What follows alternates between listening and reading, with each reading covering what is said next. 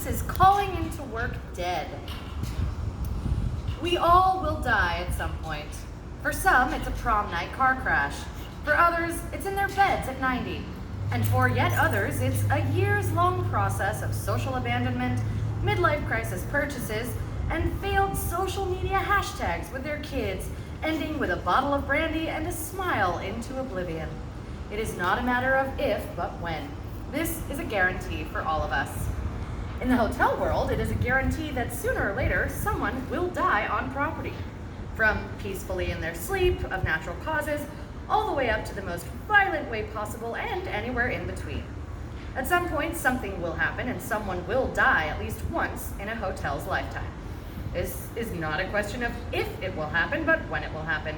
The question is, will you be working when it does? As I had done for some time, I was working the evening shift. The day was not anything too special. It had not been overly good or bad. I do not know why much of the absurdity I experienced was at the tail end of my shift, but it was. So there I was, standing at the desk. I had a moment of boredom. I thought to myself that I wish I could be wearing a red shirt instead so I could pretend to be the Kool-Aid man. A man came by the desk. This man had a thick accent, so it was a bit hard to follow him at times. I still listened closely and did my best. For the purposes of this story, I will call this man Dorian. He and his friend Richard had been brought to town by the company they worked for. Both men were working an overnight shift as well. So Dorian comes by the desk. It was a colder night than he was used to, so he had a heavy coat on. Was in a bit of a hurry. He seemed a bit upset about something and mumbled something about needing to get into his room. I just figured he needed a key. I said to Dorian, "Hey, no worries. I can just make you a new key to your room," as I walked over to our key machine. Dorian proceeded to stop me. I had misunderstood what he was saying. He said, "Oh, no. I have a key, my friend. He is staying with me. He is up in our room and we must go to work, but the latch on the door is locked and we need to go to work. I think he's asleep, but I'm not sure. He won't respond to me." I threw out the idea that we should just call up to the room and wake Richard up, to which Dorian agreed that this would be a good idea. I began to call up to the room and get no answer. I keep trying time and time again and still get no answer. I kept trying, and time again he did not answer. Dorian said, "Why don't you keep calling his room and I will call his cell phone. That way there is more noise." "Good idea," I said. "That way there's more noise and I'm sure we'll wake him up." We begin to try that plan. We are trying, and we are trying, and we are trying. There is still no response from him up in their room. Somewhere in the middle of calling Richard, the night auditor, Blake, showed up to work. He was a bit early, and I could not have been happier to see him. I was beginning to become very concerned. I look at Dorian, and he's holding back tears and beginning to sweat. He looks at both of us and says, "Right when we agreed to take this job, I promised his family I would look out for him and keep him safe. I promised." Then Dorian began to tear up. His breathing got heavy as he was wiping his eyes. I quickly filled Blake in on what was going on. He understood this very well could be an emergency that he was opening his night with. I said to Blake, "I have a new plan. I need you to stay here and keep calling that room phone over and over and over." Then I turned to Dorian. "You and I are going to go up there and try to get a response out of him." They both nodded in agreement. I grabbed the master set of keys we kept at the desk and walked around. The short walk to the elevator, Dorian and I might as well have been 10 miles. I kept replaying in my head something that Dave, my general manager, told me, that we haven't had a death in the hotel yet, but it is sadly something we all must accept is going to happen sooner or later. It's an inevitable progression, unavoidable, like watching Madonna at 60-something, still dressed like a 20-year-old like a virgin. Sad and inevitable. I braced myself as the elevator continued its snail crawl up to the celestial floors. The ride up the elevator, we were both totally silent. The doors opened, and we stepped off. I was hoping and praying that the phone upstairs was broken, and he slept through his alarm. I popped the door open as far as I could, with a security latch in place. The phone was ringing off the hook, with no response. To make matters worse, I noticed through the little bit that the door was open that all the lights were on, including the bathroom lights. This was a huge red flag. I began banging on the door. Sir, can you hear me?" I continued to bang on the door and yell with total disregard of anyone that might be sleeping. Dorian even started calling Richard's cell phone and yelling his name into the door alongside me. All all this noise and commotion and no response. "Richard! Richard!" Dorian continued. I was picturing in my head that he would get the door open and find this guy in the bathroom, either having hung himself or overdosed on the floor with a needle still in his arm and foaming at the mouth. This was an absolute emergency at this point. All that noise and no response? I told Dorian, I'm going to call 911, but to please keep trying. He said he would, but he would also have to call their employer while he's at it.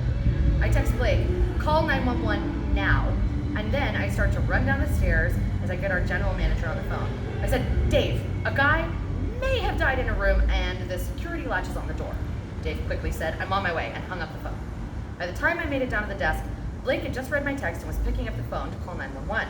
I explained we don't know if he's alive or what, and the security latch is on the door still, which he then explained to the dispatch operator. Right after Blake hung up the phone with dispatch, Dave calls my phone. He said, just to break the security latch, because the police will just do it anyway. I told Blake what David said. He volunteered to go up and do it. Dorian just wanted to sit in the lobby a moment. Blake walked away towards the elevator. I looked over at Dorian, and he's just crying his eyes out and breathing heavy from all the anxiety and anticipation. He just repeated over and over, I promised his family I would take care of him, that I would look out for him. I promised nothing bad would happen to him. He then said something in his native language that I, of course, didn't understand. Blake comes back downstairs, alone. He was walking somewhat robotically, and his eyes were wide. My night was becoming even grimmer. Blake said, okay, I got the door open. Excitingly, Dorian asked, is he alive? Blake just responded, I actually don't know. I just got the door all the way open. I didn't actually go inside. All I could picture in my head was Blake opening the door with a master key, then kicking the door so the security latch breaks, followed by standing back with a proud look on his face and saying, well, my work here is done. Dorian asked him, will you go up with me? Blake said, absolutely, and away they went. As they started to walk down the hall towards the elevator, Blake turns his head back at me and looks at me with his eyes wide and mouths the words, help me. A moment later, I see a police officer, probably in his early 30s, rushing through the door towards the elevator. He was completely zoned in on what was going on upstairs. A moment after the officer had hurried upstairs, a second officer, who was middle-aged and rather overweight, walks in, with a civilian ride-along accompanying him. He looked like real-life Chief Wiggum. The Chief Wiggum officer stopped to ask where the elevator was. I suppose the sign directly across the lobby from him, stating where the elevator was located, was not obvious, so I pointed him in the right direction. A moment after the second officer went upstairs, Dave showed up at the hotel. All of this just happened one after the other like a domino effect. Dave just stayed down at the desk with me instead of going upstairs. Everyone that had gone upstairs to assess the situation was still there. I looked outside and saw an ambulance and a fire truck. I was certain that I was about to see a man in a body bag being wheeled away. Dave turned to me and said, well, I guess we'll see what happens now.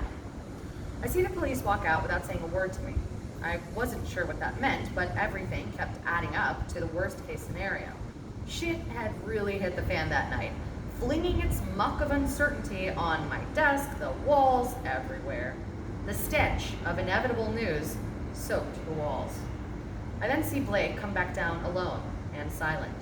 Again, this is all adding up to what we are all expecting is going on here. I asked, so is the dude dead?